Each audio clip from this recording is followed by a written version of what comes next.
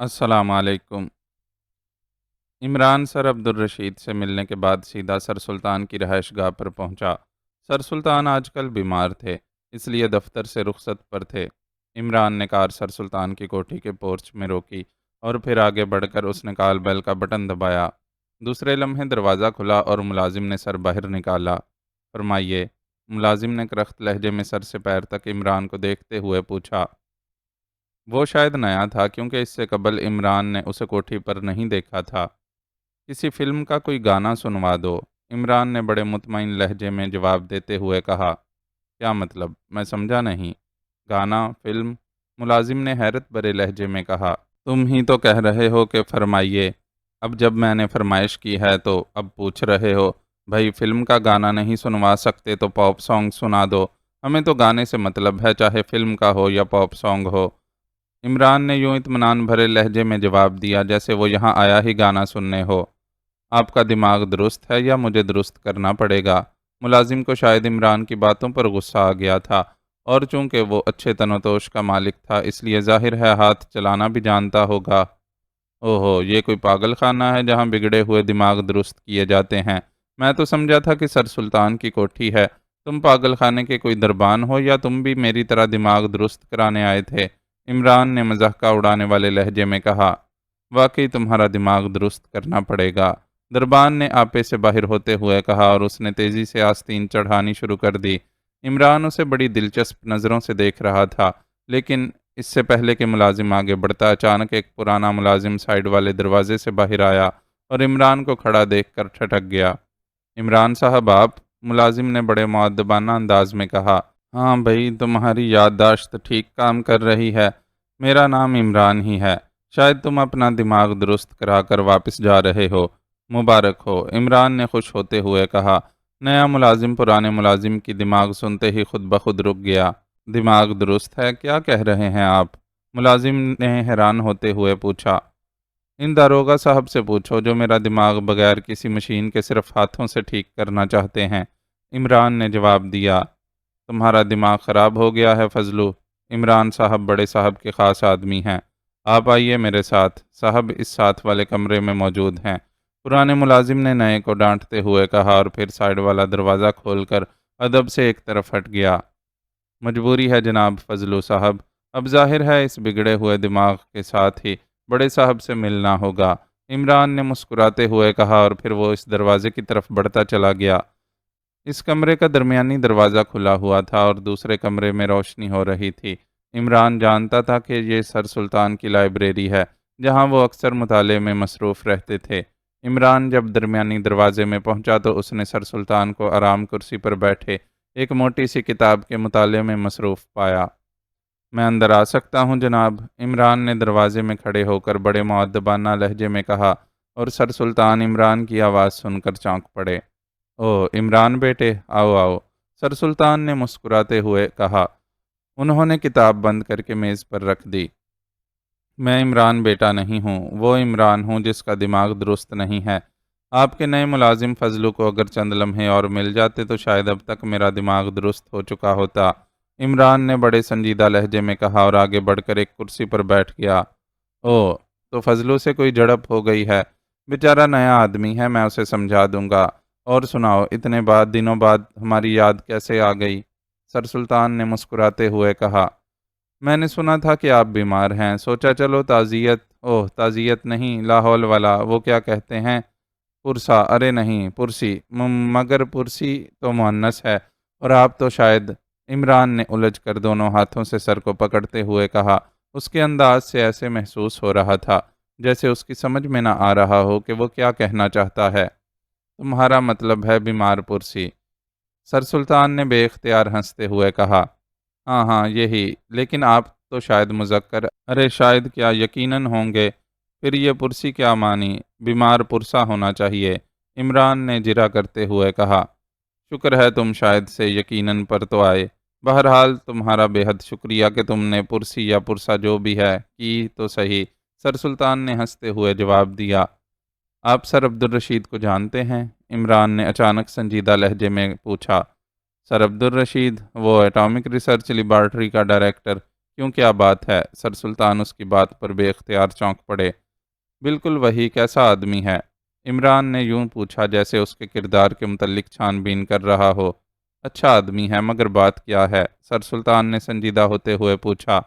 کمال ہے، آپ اسے اچھا آدمی کہہ رہے ہیں جبکہ وہ مجھے کہہ رہا ہے کہ میں شادی کر لوں۔ اب آپ خود ہی سوچئے کہ کوئی اچھا آدمی کسی کو شادی کا مشورہ دے سکتا ہے؟ عمران نے برا سا منہ بناتے ہوئے کہا۔ اچھا اچھا، میں سمجھ گیا، لیکن عمران بیٹے موقع اچھا ہے، اس کی بیٹی نسرین بڑی خوبصورت اور ذہین لڑکی ہے۔ سر سلطان نے مسکراتے ہوئے کہا۔ توبہ توبہ، آپ بھی کہاں پہنچ گئے؟ اس عمر میں بھی آپ لڑکیوں کو تاڑنے سے باز نہیں آتے، کچھ خدا کا خوف کریں۔ عمران نے کانوں کو ہاتھ لگاتے ہوئے کہا، اور سر سلطان عمران کے اس ریمارک پر بری طرح جھینپ گئے۔ تم واقعی شیطان ہو، اللہ بچائے تم سے۔ سر سلطان نے جھینپتے ہوئے انداز میں ہنستے ہوئے کہا۔ لاہور پڑھ کر دیکھ لیجئے، پتہ چل جائے گا کہ کون یہاں سے غائب ہوتا ہے۔ عمران نے بڑے سنجیدہ لہجے میں تجویز پیش کرتے ہوئے کہا۔ مذاق بند کرو اور یہ بتاؤ کہ اصل چکر کیا ہے؟ سر سلطان نے دانستہ طور پر سنجیدہ ہوتے ہوئے کہا، کیونکہ انہیں اچھی طرح معلوم تھا کہ اگر عمران کو نہ روکا گیا تو نہ جانے وہ کیا کہہ ڈالے۔ مجرموں کی ایک بین الاقوامی تنظیم ہمارے ملک میں سرگرم کار ہے۔ وہ اٹامک ریسرچ لیبارٹری سے ایک فارمولہ اڑانا چاہتی ہے، ایک ایسا فارمولہ جو ہماری حکومت کے لیے بے حد اہم ہے۔ عمران نے بھی سنجیدگی اختیار کرتے ہوئے جواب دیا۔ کیا کہہ رہے ہو؟ کیسا فارمولہ؟ ابھی تک حکومت کے علم میں تو کوئی ایسا فارمولہ نہیں آیا جس کی خاطر بین الاقوامی مجرم میدان میں کود پڑیں۔ سر سلطان کے چہرے پر گہری سنجیدگی چھا گئی۔ یہی تو سارا مسئلہ ہے، حکومت اس فارمولے سے بے خبر ہے، بلکہ مجرموں کے کانوں میں اس کی بھنک پڑ چکی ہے۔ اگر ایک دوست ملک کی سیکرٹ سروس کا سربراہ ہمیں بلو ایگل کی یہاں موجودگی سے خبردار نہ کرتا تو ہم خواب کچھوا، ارے نہیں، خواب کینگرو، لاہور والا کیا کہتے ہیں، خواب؟ عمران کا ذہن ایک بار پھر پٹڑی سے اترنے لگا۔ خواب خرگوش۔ سر سلطان نے فوراً ہی فکرہ مکمل کرتے ہوئے کہا۔ ہاں یہی، ہم خواب خرگوش میں رہتے اور مجرم خرگوش پکا کر کھا بھی چکے ہوتے۔ عمران نے جواب دیا۔ اوہ، یہ تو بہت سنگین مسئلہ ہے، میں عبدالرشید سے اس بارے میں جواب طلب کروں گا۔ انہوں نے حکومت کو اس اہم ترین فارمولے سے بے خبر کیوں رکھا؟ سر سلطان کا چہرہ سخت ہو گیا۔ آپ کو جواب طلبی کی ضرورت نہیں ہے، میں نے سوچا کہ آپ بیمار ہیں، چلو آپ کی جگہ میں خود ہی جواب پرسی کر لوں، میں وہیں سے آ رہا ہوں۔ عمران نے جواب دیا۔ اوہ، پھر وہ کیا کہتا ہے؟ اس نے اتنی بڑی غلطی کیوں کی ہے؟ سر سلطان نے پوچھا۔ دراصل اس کا قصور نہیں، ابھی فارمولہ اس کے ذہن کے مطابق مکمل نہیں ہوا، اس کا خیال تھا کہ اسے مکمل کر کے حکومت کے حوالے کیا جائے۔ عمران نے جواب دیا۔ اوہ، تو یہ بات ہے، لیکن مجرم اس نامکمل فارمولے سے کیا حاصل کریں گے؟ سر سلطان نے اطمینان بھرے لہجے میں پوچھا۔ مجرموں کے لیے وہ نامکمل فارمولہ ہی بڑی اہمیت رکھتا ہے۔ بہرحال میں نے سر عبدالرشید کو اجازت دے دی ہے کہ وہ اطمینان سے فارمولے کو مکمل کرنے کے لیے کام کریں۔ عمران نے تفصیل بتاتے ہوئے کہا۔ لیکن مجرم؟ سر سلطان نے پوچھا۔ مجرموں سے ہم نپٹ لیں گے، وہ ہماری نظروں میں ہیں، جس وقت چاہیں ان کی گردن پکڑ لیں۔ میرا آپ کے پاس آنے کا مقصد اور تھا، عمران نے بڑے لاپرواہانہ انداز میں کہا۔ کیا؟ سر سلطان نے پوچھا۔ آپ سر عبدالرشید کو سرکاری طور پر اس بات کا حکم دیں کہ وہ فارمولہ لیبارٹری کے سٹور سے نکال کر سیکرٹ سروس کے حوالے کر دیں، کیونکہ جب تک مجرم گرفتار نہیں ہو جاتے میں اس فارمولے کو دانش منزل میں محفوظ رکھنا چاہتا ہوں۔ عمران نے جواب دیا۔ یہ کون سی بات ہے، میں ابھی سر عبدالرشید سے بات کرتا ہوں۔ سر سلطان نے سر ہلاتے ہوئے کہا اور پھر قریب پڑا ہوا ٹیلی فون اپنی طرف کھسکاتے ہوئے اس کا ریسیور اٹھانے کے لیے ہاتھ بڑھایا ہی تھا کہ گھنٹی بج اٹھی اور سر سلطان نے چونک کر ریسیور اٹھا لیا۔ سلطان سپیکنگ، سر سلطان نے باوقار لہجے میں کہا۔ بلیک زیرو بول رہا ہوں جناب، دوسری طرف سے بلیک زیرو کی آواز سنائی دی۔ اوہ، کیا بات ہے طاہر، عمران بھی یہاں موجود ہے؟ سر سلطان نے چونکتے ہوئے پوچھا۔ اوہ اچھا، میں نے اس لیے فون کیا ہے کہ میں نے کیپٹن شکیل کو سر عبدالرشید کی نگرانی کا حکم دے دیا ہے۔ ہو سکتا ہے کہ سر عبدالرشید کو اس نگرانی کا علم ہو جائے، ایسی صورت میں ظاہر ہے وہ آپ سے رابطہ قائم کرے گا، کیونکہ اسے معلوم ہے کہ سیکرٹ سروس کے چیف سے آپ کے ذریعے ہی رابطہ ہو سکتا ہے، تو آپ مجھے فوراً اطلاع دے دیں تاکہ میں ضرورت کے مطابق مناسب کارروائی کر سکوں۔ بلیک زیرو نے کہا۔ ٹھیک ہے، ایسا ہی ہوگا، سر سلطان نے جواب دیا۔ عمران صاحب سے بھی بات کرا دیں، بلیک زیرو نے کہا تو سر سلطان نے ریسیور عمران کی طرف بڑھا دیا۔ عمران صاحب خیریت، آپ سر سلطان کے پاس کیسے گئے ہیں؟ بلیک زیرو نے پوچھا۔ میں سر عبد الرشید سے ملا تھا تاکہ فارمولے کے بارے میں بات کر سکوں۔ اب میں سر سلطان کے پاس آیا ہوں تاکہ سر سلطان سے کہہ کر وہ فارمولہ دانش منزل بھجوا دوں۔ جب تک مجرم گرفتار نہیں ہو جاتے فارمولے کو دانش منزل میں ہی رہنا چاہیے، عمران نے کہا۔ آپ کی بات درست ہے، ایسا ہی ہونا چاہیے، بلیک زیرو نے کہا۔ میں آ رہا ہوں، پھر تفصیل سے بات ہوگی، عمران نے کہا اور ریسیور رکھ کر اٹھ کھڑا ہوا۔ اوکے، اب میں چلتا ہوں۔ ویسے کیپٹن شکیل ہوشیار آدمی ہے، اس لیے فوری طور پر فارمولہ حاصل کرنے کی ضرورت نہیں ہے، البتہ اگر ضرورت پڑی تو میں آپ کو فون کر دوں گا۔ خدا حافظ، عمران نے کہا اور پھر کمرے سے باہر آ گیا۔ تھوڑی دیر بعد اس کی کار دانش منزل کی طرف بڑھی چلی جا رہی تھی۔ دانش منزل پہنچ کر جب وہ آپریشن روم میں داخل ہوا تو بلیک زیرو کا چہرہ دیکھ کر وہ بے اختیار چونک پڑا۔ کیا بات ہے طاہر؟ عمران نے چونک کر پوچھا۔ عمران صاحب، ابھی ابھی سر سلطان کا فون آیا ہے کہ سر عبد الرشید کی بیٹی کو مجرموں نے اغوا کر لیا ہے اور دھمکی دی ہے کہ اگر فارمولہ ان کے حوالے نہ کیا گیا تو ان کی بیٹی کو نہ صرف بے عزت کیا جائے گا بلکہ جان سے مار دیا جائے گا، بلیک زیرو نے کہا۔ اوہ، اس کا مطلب ہے بلی تھیلے سے باہر آ گئی ہے، عمران نے دانت پیستے ہوئے کہا۔ کیپٹن شکیل سر عبد الرشید کے پاس موجود تھا کیونکہ اس سے سر سلطان نے بات کی تھی، پھر میں نے اسے ٹرانسمیٹر پر ہدایات دے دی ہیں کہ وہ مسلسل ان کے ساتھ رہے تاکہ کہیں وہ خوف زدہ ہو کر فارمولہ مجرموں کے حوالے نہ کر دیں، بلیک زیرو نے بتایا۔ ٹھیک ہے، جولیا اور صفدر کی طرف سے کوئی رپورٹ ملی ہے یا پھر ہلاکو خان کی سراہی نے کچھ بتایا ہے؟ عمران نے پوچھا۔ سراہی بھی خاموش ہے اور ان دونوں کی طرف سے فی الحال کوئی رپورٹ نہیں ملی، بلیک زیرو نے جواب دیا۔ اوکے، تم ایسا کرو کہ کیپٹن شکیل کے علاوہ باقی ممبروں کو کال کر کے 13 ایسٹ ونگ بھیج دو، میں وہیں جا رہا ہوں۔ مجھے یقین ہے کہ مجرموں نے سر عبد الرشید کی بیٹی کو اغوا کر کے وہیں رکھا ہوگا، عمران نے اسے ہدایات دیتے ہوئے کہا۔ ٹھیک ہے، میں انہیں کال کر کے وہاں بھجوا دیتا ہوں، وہ آپ سے مزید ہدایات لے لیں گے، بلیک زیرو نے جواب دیا اور عمران سر ہلاتا ہوا واپس مڑ گیا۔ اس کے ذہن میں بار بار یہ خیال آ رہا تھا کہ آخر مجرموں کو اس حد تک جانے کی کیوں ضرورت پیش آئی؟ اس سے قبل تو وہ خفیہ طور پر سب کارروائی کرنا چاہتے تھے۔ صاف ظاہر ہے کہ فارمولہ انہیں سیدھے ہاتھوں نہیں مل سکا، اس لیے وہ کھل کر میدان میں آ گئے ہیں۔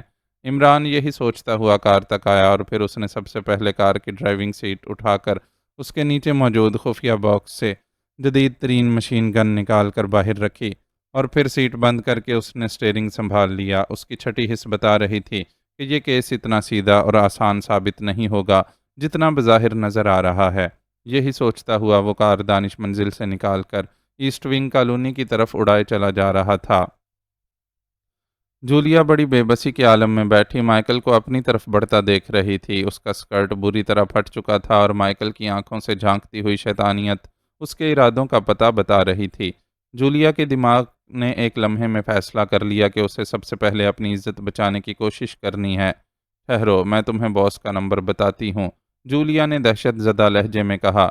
اب کوئی فائدہ نہیں، میں خود ہی معلوم کر لوں گا، مائیکل نے مکروہ آواز میں ہنستے ہوئے کہا اور اس کے عقب میں آ کر کھڑا ہو گیا۔ پھر اس کے ہاتھ تیزی سے جولیا کے جسم کے گرد لپٹتے چلے گئے اور پھر جیسے ہی اس کا چہرہ جولیا کے سر کے قریب آیا تو جولیا نے پوری قوت سے اپنے جسم کو جھٹکا دیا اور اس کے سر کی ضرب مائیکل کی ناک پر پوری قوت سے پڑی اور اس کے ساتھ ہی جس صوفے پر جولیا بیٹھی ہوئی تھی وہ الٹ کر پیچھے کھڑے ہوئے مائیکل کے اوپر گرتا چلا گیا۔ ناک پر پڑنے والی اچانک ٹکر سے مائیکل لڑکھڑا گیا تھا اور پھر صوفہ الٹ کر اس سے ٹکرایا تو وہ نیچے فرش پر جا گرا اور جولیا صوفے سمیت اس کے اوپر جا گری، مگر صوفہ اس کے اوپر گرتے ہی لڑک گیا اور جولیا صوفے سمیت سائیڈ میں جا گری۔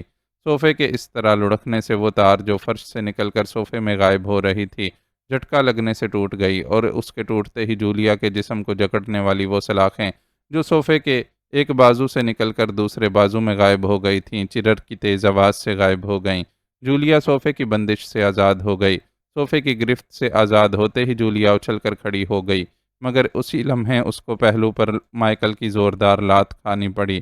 یہ ضرب اتنی زبردست تھی کہ جولیا اچھل کر منہ کے بل سامنے والے صوفے پر جا گری۔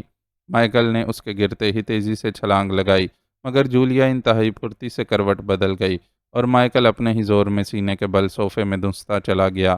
جولیا نے پلٹ کر پوری قوت سے کھڑی ہتھیلی کا وار مائیکل کے پہلو پر کیا اور اس کے ساتھ ہی وہ اچھل کر کھڑی ہو گئی۔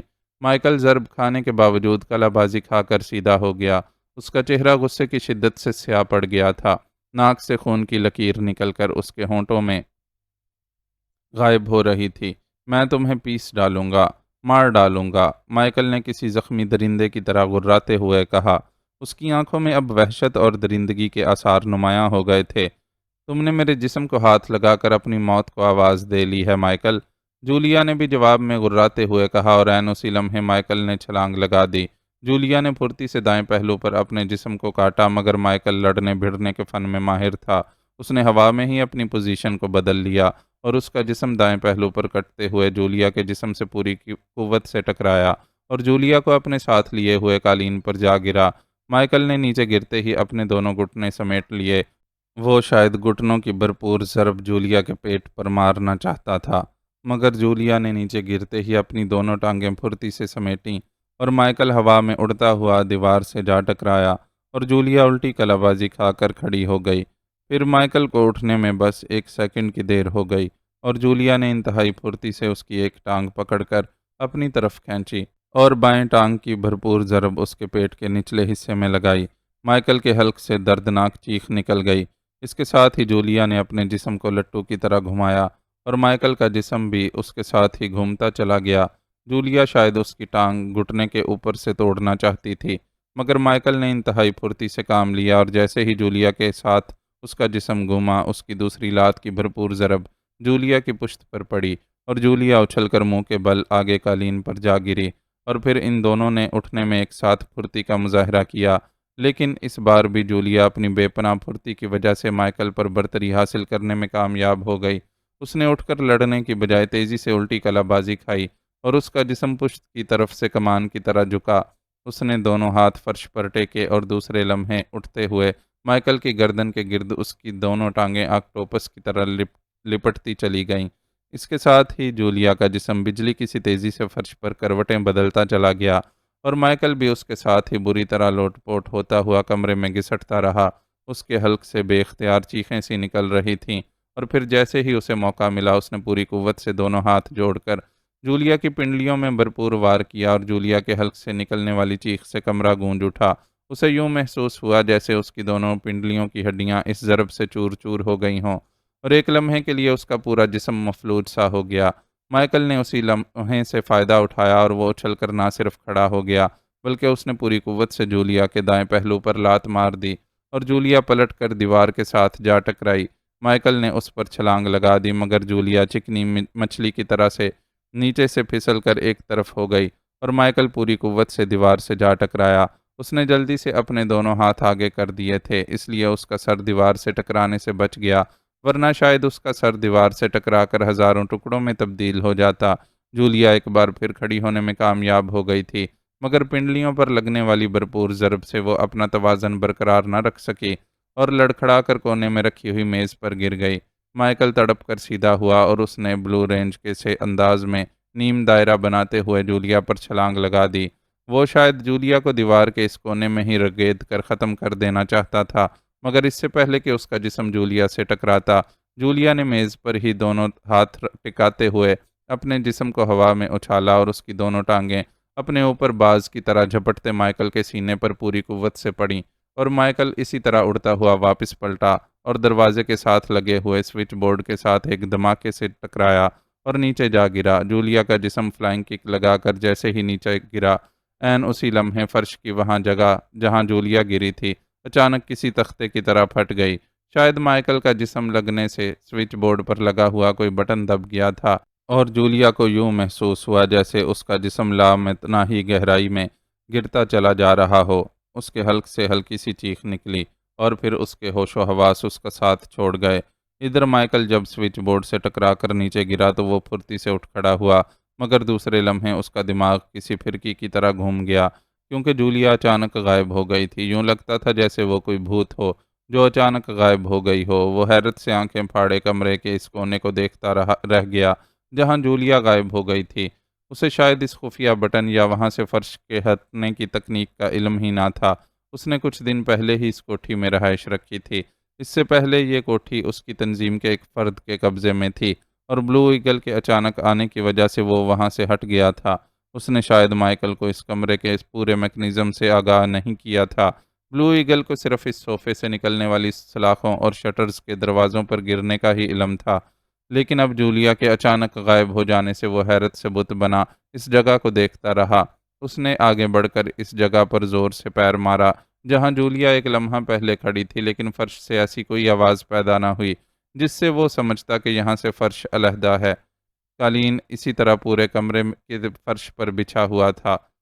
مائیکل نے جھک کر غور سے اس جگہ کو دیکھنا شروع کر دیا اور پھر چند لمحوں میں ہی اس پر یہ انکشاف ہوا کہ ایک مخصوص چکور قطعے میں قالین کا ٹکڑا باقی قالین سے علیحدہ ہے، لیکن ایسا غور سے دیکھنے پر ہی معلوم ہوتا تھا کیونکہ قالین پر بنے ہوئے بڑے بڑے پھول اس طرح ایک دوسرے سے جڑے ہوئے تھے کہ باریک سی لکیر عام نظروں سے دیکھنے پر محسوس تک نہ ہوتی تھی۔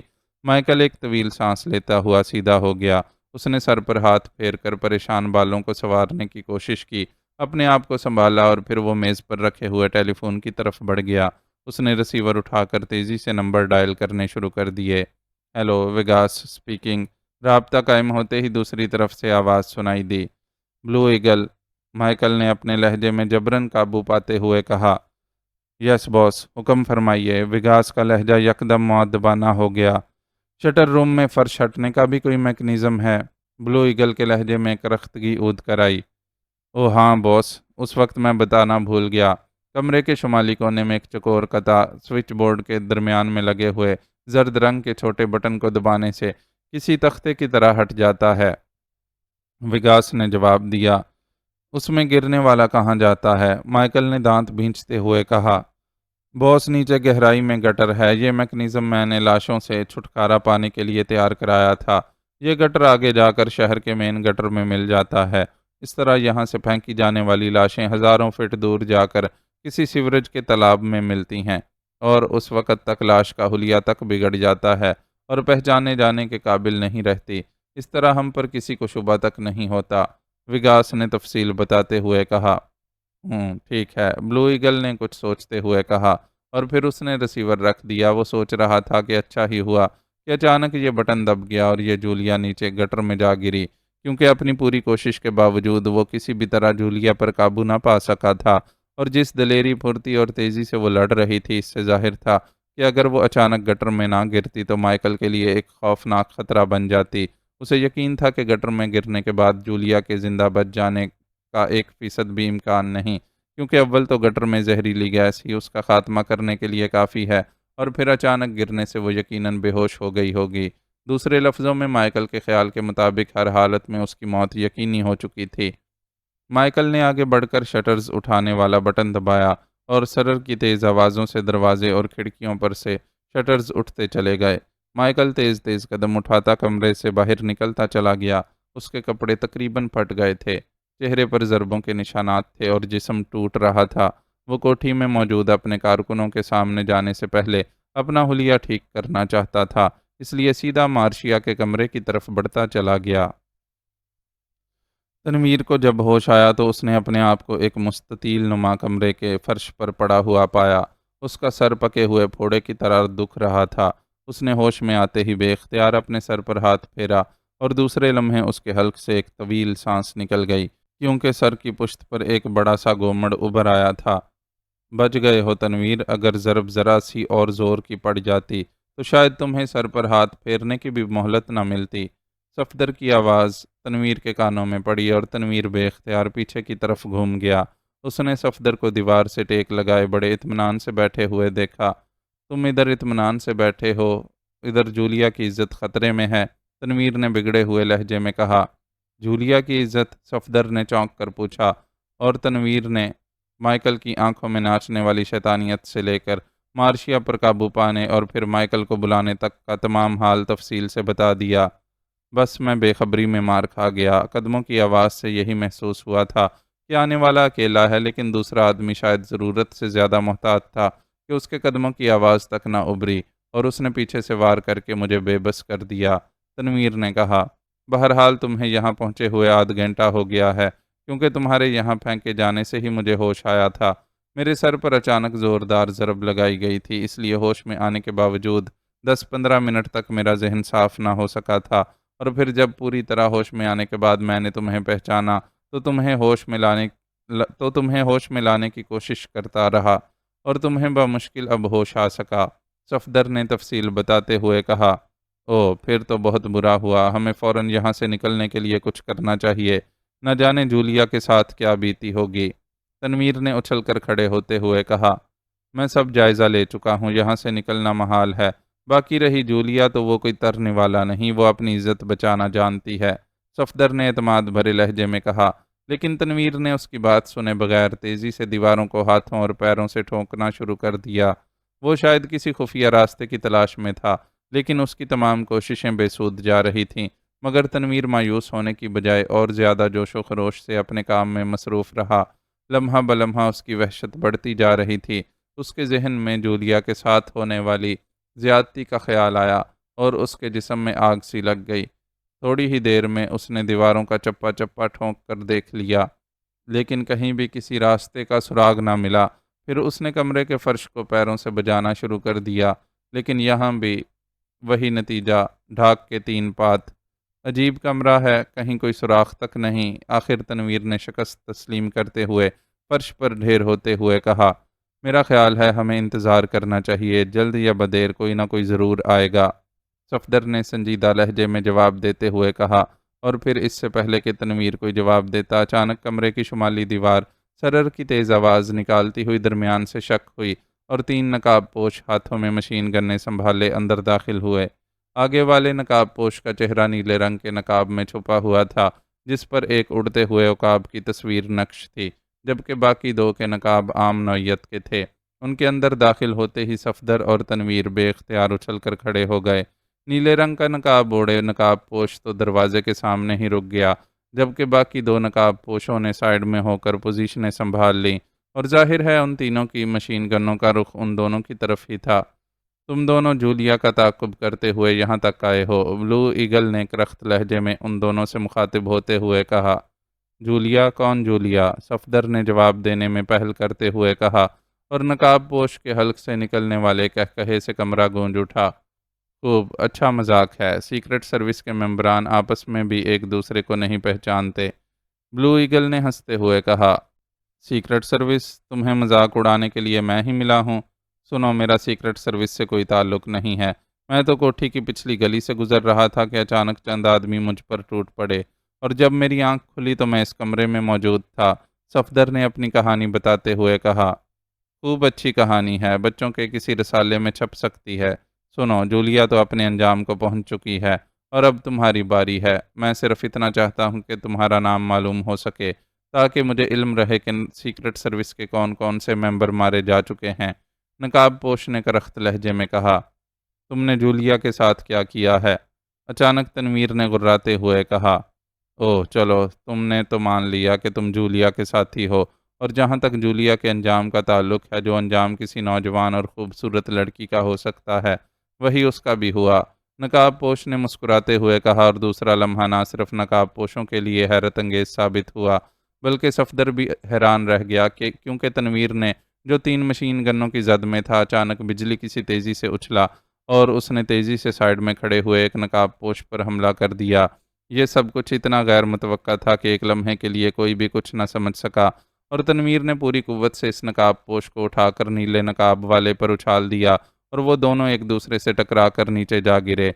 तीसरे नकाब पोश ने इंतहाई फुर्ती से मशीन गन का ट्रैगर दबा दिया, लेकिन उसकी फुर्ती किसी काम ना आई, क्योंकि सफदर उसकी उंगली की हरकत से पहले ही उस पर छलांग लगा चुका था, और उसके पैर की ज़बरदस्त ज़रब ने गन की नाल को फर्श की तरफ झुकने पर मजबूर कर दिया था। चुनाचे मशीन गन से निकलने वाली गोली ने सिवाय फर्श खराब करने के और कुछ न किया, और फिर सफदर की दूसरी लात ने नकाब पोश को उछालकर कोने में फेंक दिया। उसके हाथ में मशीन गन निकलकर एक तरफ जा गिरी। सफदर ने इस मशीन गन पर कब्जा करने के लिए छलांग लगाई, मगर उसके पहलू पर नीले नकाब वाले की जोरदार ज़रब लगी और वो उछलकर साइड की दीवार से जा टकराया। उधर तनवीर किसी बिफरे हुए सांड की तरह दूसरे नकाब पोश को बुरी तरह फर्श पर रगेद रहा था, इसलिए नीले नकाब वाले को सफदर पर वार करने की मोहलत मिल गई। मशीन गनें इन दोनों के हाथों से भी निकल चुकी थीं।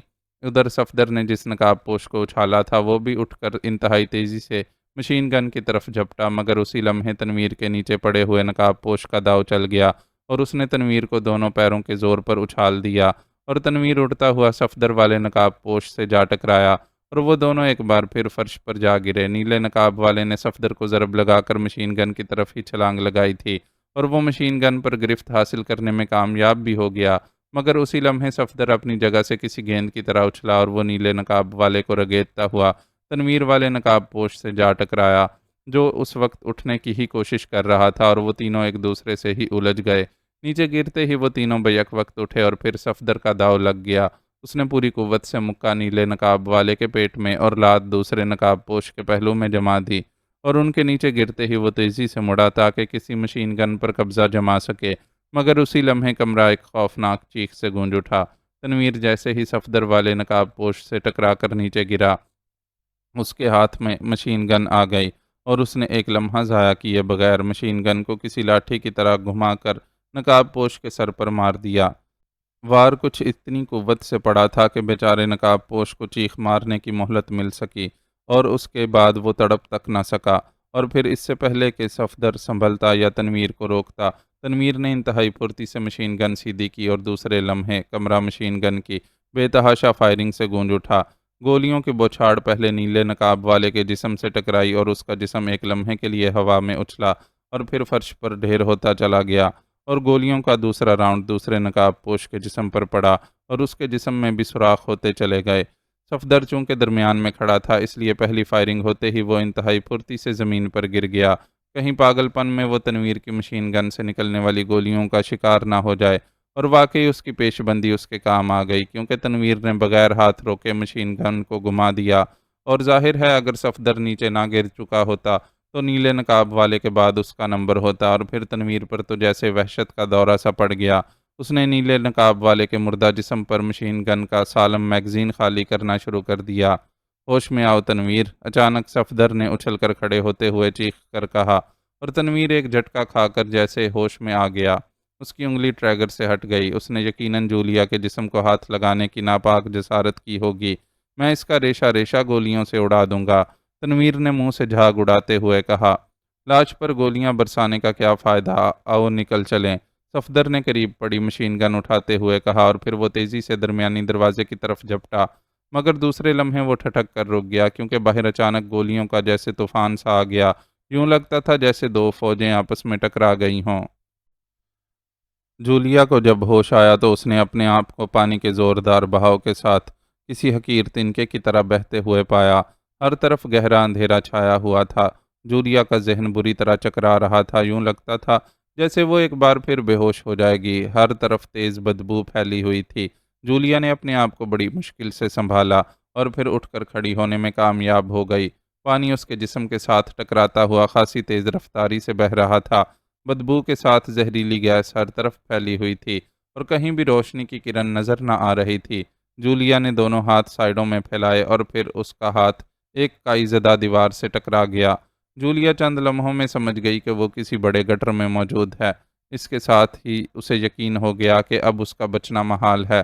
ہر طرف پھیلی ہوئی زہریلی گیس اسے جلد ہی اپنا شکار کر لے گی، لیکن زندگی بچانے کا جذبہ اور بے پناہ قوت ارادی نے اسے شاید حوصلہ دے دیا تھا کہ اس نے تیزی سے دیوار کا سہارا لے کر پانی کے بہاؤ کی طرف چلنا شروع کر دیا۔ اسی طرح چلتی ہوئی وہ نہ جانے کتنی دور گئی ہوگی کہ اس کے ذہن پر ایک بار پھر دھند سی چھانے لگی، اور باوجود سر جھٹکنے اور اپنے آپ کو ہوشیار رکھنے کی بے پناہ کوشش کے دھند لمحہ بلمحہ گہری ہوتی چلی جا رہی تھی۔ جولیا سمجھ گئی کہ اب اس کا آخری وقت آ گیا ہے۔ ظاہر ہے اس بار زہریلی گیس سے بے ہوش ہونے کے بعد اس کے کم از کم اس دنیا میں ہوش میں آنے کا کوئی امکان باقی نہ رہتا تھا، اور پھر اس کا جسم لڑکھڑا گیا، مگر لڑکھڑاتے ہی اس کے دونوں ہاتھ دیوار کے ساتھ نصب لوہے کی سیڑھی پر پڑے، اور جیسے ہی اسے سیڑھی کی موجودگی کا لاشعوری طور پر احساس ہوا، اس کا ذہن زندگی بچ جانے کی شدید خواہش ابھر آنے کی بنا پر قدرے صاف ہو گیا، اور جولیا نے سیڑھی کو ٹٹول کر تیزی سے اوپر چڑھنا شروع کر دیا۔ تھوڑی دیر بعد سیڑھی کے اختتام پر پہنچ گئی۔ اوپر لوہے کا ایک ڈھکن موجود تھا، لیکن ڈھکن شاید پوری طرح فٹ نہ تھا، اس لیے اس کے کناروں سے تازہ ہوا لہروں کی صورت میں اندر داخل ہو رہی تھی۔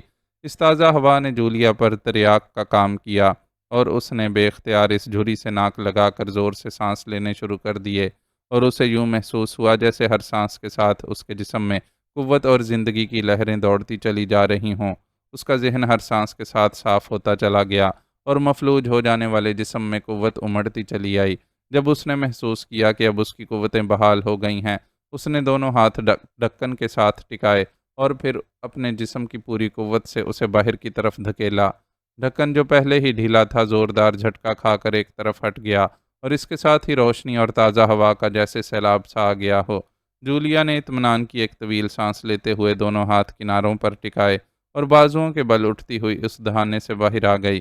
ایک لمحے کے لیے وہ وہیں زمین پر بیٹھی اپنا سانس بحال کرتی رہی اور اس طرح یقینی موت سے بچ نکلنے پر دل ہی دل میں خدا کا شکر ادا کر رہی تھی۔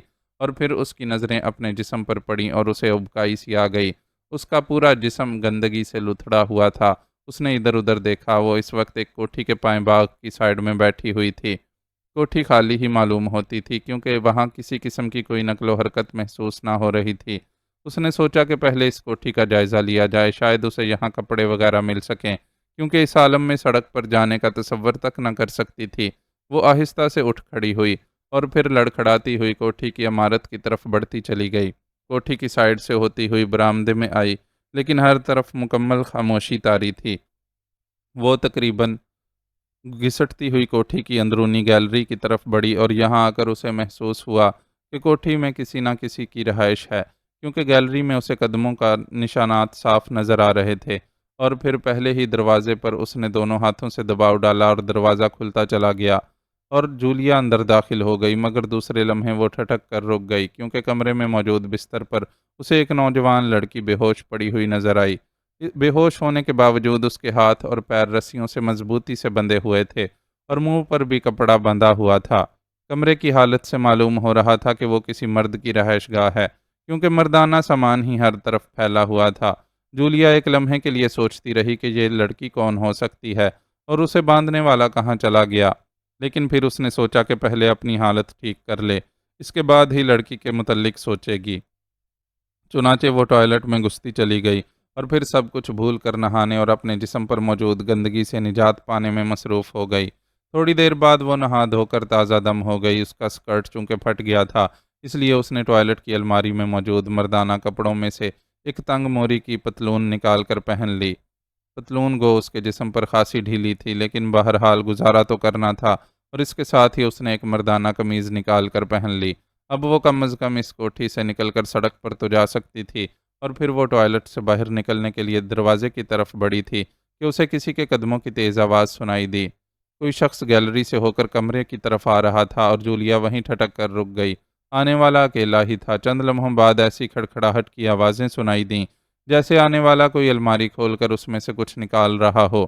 Hello hello, blue eagle number 2 calling, head quarter over. تھوڑی دیر بعد ایک بھاری مگر تیز آواز کمرے میں گونج اٹھی اور جولیا سمجھ گئی کہ آنے والا ٹرانسمیٹر پر کسی کو کال کر رہا ہے، اور پھر بلو ایگل کے لفظ نے اسے سب کچھ سمجھا دیا۔ وہ قدرت کے اس اتفاق پر حیران ہو رہی تھی کہ بلو ایگل نمبر 1 کے چنگل سے نکل کر وہ بلو ایگل نمبر 2 کی رہائش گاہ پر پہنچ گئی ہے۔ بلو ایگل نمبر 2 مسلسل ہیلو ہیلو کیے جا رہا تھا، اور پھر چند لمحوں بعد ایک مدھم سی آواز سنائی دی۔ Yes eagle head quarter receiving you, over. بولنے والے کا لہجہ خاصا کرخت تھا۔ چیف باس سے بات کراؤ، میں مارٹن بول رہا ہوں، it is emergency, over. Blue eagle number 2 نے تیز لہجے میں کہا۔ Okay wait for 1 minute, over, دوسری طرف سے کہا گیا، اور مارٹن خاموش ہو گیا۔ اور پھر تقریباً 1 منٹ بعد ہی ایک اور آواز کمرے میں گونج اٹھی۔ بولنے والے کا لہجہ بے حد بھاری اور تحکمانہ تھا۔ یس چیف باس، بلو ایگل اسپیکنگ، اوور۔ وہی بھاری آواز سنائی دی۔ بلو ایگل نمبر 2 ان پاک Asia, Martin speaking, over. Martin نے کہا، اس کا لہجہ بے حد مؤدبانہ تھا۔ کیا بات ہے، اوور، دوسری طرف سے کرخت لہجے میں سوال کیا گیا۔ چیف باس، مشن 2 برائٹ شیڈو تقریباً ناکام ہو چکا ہے، اوور۔ مارٹن نے مار کھائے ہوئے کتے کی طرح گھگیاتے ہوئے لہجے میں کہا۔ نان سینس، یہ کیسے ہو سکتا ہے؟ مشن کیسے ناکام ہو سکتا ہے؟ مائیکل کیا کر رہا ہے؟ تفصیلی رپورٹ دو۔ دوسری طرف سے بولنے والے کا لہجہ پھاڑ کھانے والا تھا۔ آواز میں یکدم اتنی کرختگی اود کر آئی تھی کہ جولیا کے جسم میں بے اختیار سردی کی لہر سی دوڑ گئی۔ سر، بلو ایگل نمبر 1 ہلاک ہو چکا ہے۔ عارضی ہیڈ کوارٹر پر یہاں کی سیکرٹ سروس کا قبضہ ہے۔ مس مارشیا کو سیکرٹ سروس والے گرفتار کر کے لے گئے ہیں، کیونکہ ان کی لاش وہاں سے نہیں ملی۔ عارضی ہیڈ کوارٹر میں موجود مس مارشیا کے علاوہ तमाम अफराद मारे जा चुके हैं। ओवर। मार्टन ने तफसीली रिपोर्ट देते हुए कहा, क्या कह रहे हो? क्या ब्लू ईगल इतना ही पागल था कि इतनी आसानी से सीक्रेट सर्विस के हत्थे चढ़ गया? ओवर। चीफ बॉस के लहजे में गुस्से के साथ साथ हैरत का आंसर भी शामिल हो गया था। सर, ब्लू ईगल नंबर 1 ने दरअसल यहाँ आकर सिरे से काम ही नहीं किया। उनका ख्याल था कि ये लोग इंतहाई पसमानदा, जाहिल और बेवकूफ़ किस्म के वाक़े हुए हैं, इसलिए वो इत्मीनान से अपना काम करके निकल जाएंगे। चुनांचे उन्होंने आर्जी तौर पर यहाँ हेडक्वार्टर तो बना लिया, लेकिन कोई प्लान बनाने की बजाय उन्होंने मुझे हुक्म दिया कि मैं एटॉमिक रिसर्च लेबॉर्ट्री के किसी आदमी को रिश्वत देकर वो फार्मूला उड़ा लूँ। मैंने डायरेक्टर सर अब्दुल रशीद की सेक्रेटरी को मोहब्बत का फ़रेब देकर अपने जाल में फंसा लिया। उसने फार्मूला हासिल करने के लिए कोशिश की, मगर वो नाकाम रही, जिस पर मैंने एक और प्रोग्राम बनाया और मैंने director atomic research laboratory sir Abdul Rashid की नौजवान बेटी को स्कूल से अगवा कर लिया, ताकि उसे ब्लैकमेल करके उससे फार्मूला हासिल कर लिया जाए। ब्लू ईगल नंबर 1 ने इस प्रोग्राम की तायद की और कहा कि वो खुद सर अब्दुल रशीद को डील करेंगे। चुनाचे मैंने लड़की को अगवा करने के बाद सर अब्दुल रशीद को टेलीफोन पर धमकी दी और उसे रात को मजीद बातचीत के लिए तैयार रहने का कहा, ताकि ब्लू ईगल नंबर 1 बराह रास्त उनसे बात कर सकें। इसके बाद मैंने ब्लू ईगल नंबर 1 को कॉल किया ताकि अपनी कामयाबी की खबर उन्हें दे सकूं और मज़ीद प्रोग्राम सेट हो सके, मगर वहां सेंड्रम से मालूम हुआ कि सीक्रेट सर्विस की रुकन मिस जूलियाना को मिस्टर माइकल साथ लाए हैं और शटर्स रूम में उससे पूछगछ में मसरूफ़ हैं, और उनका हुक्म है कि इस दौरान उन्हें डिस्टर्ब ना किया जाए, इसलिए वो माइकल यानी ब्लू ईगल नंबर 1 से रब्ता कायम नहीं करवा सकता। उसी ने यह भी बताया कि मिस जूलियाना का ताक़ुब सीक्रेट सर्विस का एक मेंबर कर रहा था, जिसे ट्रैप कर लिया गया है और उसे लॉन्ग रूम में बेहोश करके डाल दिया गया है। मुझे उन्होंने कुछ देर बाद कॉल करने के लिए कहा। कुछ देर बाद जब मैंने दोबारा फ़ोन किया तो मालूम हुआ कि ब्लू ईगल नंबर 1 अभी तक मिस जूलियाना से शटर्स रूम में मसरूफ़ हैं, और एक और शख्स ने, जो यकीनन सीक्रेट सर्विस का रुकन था, ने मिस मार्शिया को काबू करके माइकल को इस कमरे में बुलाया। मिस मार्शिया ने कोड वर्ड्स में माइकल की बजाय सैंड्रम को फ़ोन कर दिया कि उसे किसी शख्स ने काबू कर रखा है, जिस पर सैंड्रम अपने एक साथी के साथ वहां पहुंचा और उस आदमी को भी बेहोश करके लॉन्ग रूम में डाल दिया गया, ताकि ब्लू ईगल खुद ही फारिग होकर उनसे निमट ले, और मुझे मज़ीद कुछ देर बाद कॉल करने के लिए कहा गया। चुनांचे मैं खुद ज़ाती तौर पर वहां गया। वहां जाकर मालूम हुआ कि हेडक्वार्टर पर कुछ मुसल्ह लोगों ने हल्ला बोल दिया था और फिर वहां मौजूद सब लोग मारे गए। मैं भी एक तमाशाई के तौर पर वहां खड़ा रहा और मैंने ब्लू ईगल की लाश अपनी आंखों से देखी। वहां मिस जूलियाना की तलाश भी जारी थी, लेकिन वो भी गायब थी। मिस मार्शिया की को शायद वो पहले ही ले जा चुके थे, क्योंकि वो वहां मौजूद ना थी, और अब वहां इंटेलिजेंस और पुलिस का पहरा था और आला अफसरान पहुंचे हुए थे, जिस पर मैं वापस आया और अब आपको कॉल कर रहा हूं। ओवर। मार्टन ने तमाम वाक़यात मुकम्मल तफसील से बताते हुए कहा। ओह, ये बहुत बुरा हुआ। माइकल को यहाँ से मुकम्मल मालूमात देकर भेजा गया था, और ये भी हिदायत की गई थी कि पाक एशिया सीक्रेट सर्विस इंतहाई ख़तरनाक लोगों पर मुश्तमिल है। अव्वल तो वो उनके नोटिस में आए बगैर मिशन मुकम्मल करे, लेकिन अगर वो लोग उसका नोटिस ले लें तो फिर वो फ़ौरन हेडक्वार्टर कॉल करके बात करे, ताकि यहाँ से मुकम्मल स्कीम और प्लानिंग भेजी जा सके। लेकिन उसने अपने तौर पर सब कुछ कर लेना चाहा। बहरहाल मिशन तो हर हालत में मुकम्मल होना है। वो लड़की इस वक्त कहाँ है? ओवर। चीफ बॉस ने पूछा। वो इस वक्त मेरे पास बेहोश पड़ी हुई है। ओवर। मार्टन ने जवाब दिया। उसे फौरी तौर पर रिहा कर दो और खुद ज़ेरे ज़मीन चले जाओ। अब सीक्रेट सर्विस होशियार हो चुकी है, इसलिए अब फार्मूला सीधे हाथों हासिल नहीं हो सकता। इसके लिए मुकम्मल प्लानिंग और टीम वर्क की ज़रूरत है। ओवर। दूसरी तरफ से चंद लम्हे सोचने के बाद कहा गया। जैसा हुक्म बॉस। ओवर। मार्टन ने मुअद्दबाना लहजे में जवाब देते हुए कहा। मैं खुद टीम लेकर वहां पहुंचूंगा, फिर मैं देखूंगा कि ये सीक्रेट सर्विस क्या कर सकती है। तुम उस वक्त तक अंडरग्राउंड रहोगे, जब तक मैं खुद तुमसे राब्ता कायम ना करूं। ओवर। चीफ बॉस ने जवाब दिया। बेहतर बॉस, लेकिन वो मिस मार्शिया का क्या करना है? ओवर। मार्टन ने पूछा। उसे मरने दो, वो माइकल की साथी थी, और जब माइकल ही नहीं रहा तो तंजीम के लिए मार्शिया की कोई अहमियत बाकी नहीं रही। ओवर। चीफ बॉस ने बड़े सर्द लहजे में कहा। ओके बॉस, मुझे आपकी कॉल का इंतज़ार रहेगा। ओवर। मार्टन ने ढीले लहजे में जवाब देते हुए कहा। उसे शायद मार्शिया को इस तरह नज़रअंदाज कर देने पर दुख हुआ था, लेकिन जाहिर है तंजीम के सामने वो कुछ कर भी नहीं सकता था। Over and all. दूसरी तरफ से कहा गया, और इसके साथ ही कमरे में खामोशी तारी हो गई। जूलिया टॉयलेट में खड़ी ये तमाम बातचीत सुन रही थी। बातचीत ख़त्म होते ही वो चौकन्ना हो गई। उसे एहसास था कि मार्टन अब अपना सामान समेट कर यहाँ से भागेगा, اور اگر کسی طرح اسے اپنے قابو کر کے دانش منزل پہنچا دیا جائے تو یقیناً اس سے ایکس 2 فائدہ حاصل کر سکتا ہے، کیونکہ اس نے سن لیا تھا کہ چیف باس یہاں آنے کے بعد اس سے ہی رابطہ قائم کرے گا۔ اس نے تیزی سے ادھر ادھر دیکھا اور پھر اسے فلش صاف کرنے والا لوہے کا مضبوط ڈنڈا ایک طرف کونے میں پڑا ہوا نظر آیا، جس کے آگے برش لگا ہوا تھا۔ جولیا نے لپک کر وہ ڈنڈا اٹھا لیا اور اب وہ پوری طرح مارٹن پر حملہ کرنے کے لیے تیار ہو چکی تھی۔ وہ دروازے کے قریب کھڑی مارٹن کی حرکات کے متعلق اندازہ کر ہی رہی تھی کہ اچانک دروازہ ایک جھٹکے سے کھلا۔ مارٹن نے شاید ٹوائلٹ کا سامان پہلے اکٹھا کرنے کا پروگرام بنایا تھا، لیکن دروازے کے ساتھ ہی جولیا بڑے چوکنے انداز میں تیار کھڑی تھی، اس لیے جیسے ہی مارٹن دروازہ کھول کر اندر داخل ہوا، جولیا کا وہ ہاتھ جس میں اس نے لوہے کا راڈ پکڑا ہوا تھا بجلی کی سی تیزی سے حرکت میں آیا، اور دوسرے لمحے مارٹن ایک چیخ مار کر منہ کے بل نیچے فلش ٹنکی سے ٹکرایا اور پھر فرش پر ڈھیر ہو گیا۔ جولیا نے پھرتی سے ڈنڈے کا ایک اور وار کیا تاکہ رہی صحیح کسر بھی پوری ہو جائے، اور جب اسے مکمل یقین ہو گیا کہ مارٹن کا جسم ساکت ہو گیا تو اس نے ڈنڈا ایک طرف پھینک دیا اور باہر کی طرف لپکی۔ باہر کمرے میں سر عبدالرشید کی لڑکی ابھی تک اسی طرح بے ہوش اور بندھی پڑی تھی، جبکہ میز پر ٹرانسمیٹر بھی رکھا ہوا تھا۔ دوسرے لمحے جولیا کو ایک کونے میں پڑا ہوا ٹیلی فون نظر آ گیا اور اس نے آگے بڑھ کر تیزی سے اس کا ریسیور اٹھایا اور پھر ایکس 2 کے نمبر ڈائل کرنے شروع کر دیے۔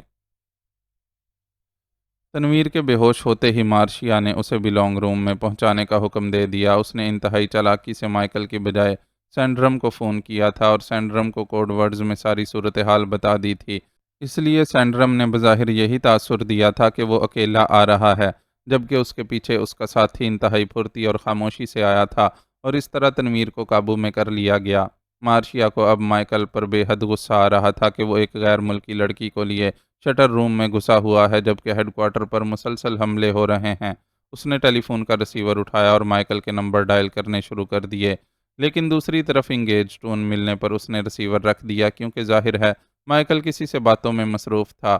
اس نے دوبارہ رسالہ اٹھا لیا اور اب ظاہر ہے وہ سوائے مائیکل کے انتظار کے اور کچھ نہ کر سکتی تھی، کیونکہ شٹرز صرف اندر سے ہی اٹھائے جا سکتے تھے۔ لیکن تھوڑی دیر بعد وہ دروازہ کھلنے کی آواز پر بری طرح چونک پڑی، اور جب اس نے دروازے پر مائیکل کو انتہائی خستہ حالت میں کھڑے دیکھا تو رسالہ پھینک کر اچھل کر کھڑی ہو گئی۔ کیا ہوا؟ یہ تمہارا کیا حال ہو رہا ہے؟ مارشیا نے حیرت بھرے لہجے میں پوچھا۔ وہ لڑکی انتہائی خطرناک ثابت ہوئی ہے، اس نے مجھے ناکوں چنے چبوا دیے۔ انتہائی حد تک پھرتیلی اور خوفناک حد تک لڑائی بھڑائی کے فن میں ماہر تھی، لیکن بہرحال اپنے انجام کو پہنچ گئی۔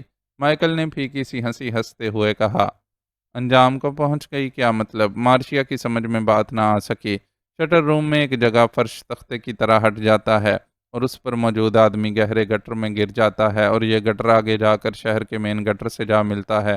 جولیا نا اتفاق سے اس گٹر میں گر گئی، اس طرح اس سے پیچھا چھوٹ گیا۔ مائیکل نے جواب دیا۔ اوہ، یہ بات ہے، مارشیا نے جواب دیا۔ ویسے اسے مائیکل کی حالت دیکھ کر یہ احساس اچھی طرح ہو گیا تھا کہ جولیا نے مائیکل کی اچھی خاصی درگت بنائی ہوگی، اور مارشیا نے تنویر کے اچانک حملے اور پھر اسے قابو کر کے لانگ روم میں پھینکوانے تک کے تمام حالات تفصیل سے بتا دیے۔ اوہ، یہ آدمی یقیناً سیکرٹ سروس سے متعلق ہوگا۔ میں ذرا کپڑے بدل لوں، ہمیں فوراً ان کا خاتمہ کر کے یہاں سے نکل جانا چاہیے۔ یہ جگہ سیکرٹ سروس کی نظروں میں آ گئی ہے، مائیکل نے جواب دیا، اور پھر وہ تیزی سے باتھ روم میں گھستا چلا گیا۔ تھوڑی دیر بعد جب وہ باہر نکلا تو اس نے نہ صرف کپڑے بدل لیے تھے بلکہ منہ پر بلو ایگل کا مخصوص نقاب بھی لگایا تھا۔ وہ شاید چہرے پر لگنے والی چوٹیں اس نقاب سے چھپانا چاہتا تھا۔ میں سینڈرم اور جوزف کو لے کر لانگ روم میں جا رہا ہوں تاکہ قیدیوں کا خاتمہ کر دوں۔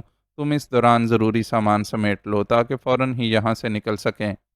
مائیکل نے الماری سے مشین گن نکالتے ہوئے مارشیا سے کہا، اور مارشیا نے سر ہلا دیا، اور مائیکل مشین گن سنبھالے تیزی سے چلتا ہوا دروازے سے باہر نکلتا چلا گیا، اور اس کے جانے کے بعد مارشیا بھی باتھ روم میں گھس گئی تاکہ کپڑے بدل کر یہاں سے نکلنے کی تیاری کر سکے۔ اس نے لباس بدلا اور پھر الماری کے خفیہ خانے سے سب سے پہلے اپنا اور مائیکل کا پاسپورٹ اور دیگر کاغذات کا لفافہ نکال کر جیب میں ڈالے اور تیزی سے سامان سمیٹنے میں مصروف ہو گئی۔ ابھی اس نے تھوڑا سامان سمیٹا تھا کہ اچانک اسے باہر سے فائرنگ کی آواز سنائی دی، اور پھر کوٹھی میں بھاگتے ہوئے قدموں کی آوازیں سنائی دیں۔ پھر اچانک فائرنگ میں بے پناہ شدت آ گئی، یوں لگتا تھا جیسے دو بڑی فوجیں آپس میں ٹکرا گئی ہوں، اور وہ سمجھ گئی کہ سیکرٹ سروس نے کوٹھی پر ریڈ کر دیا ہے۔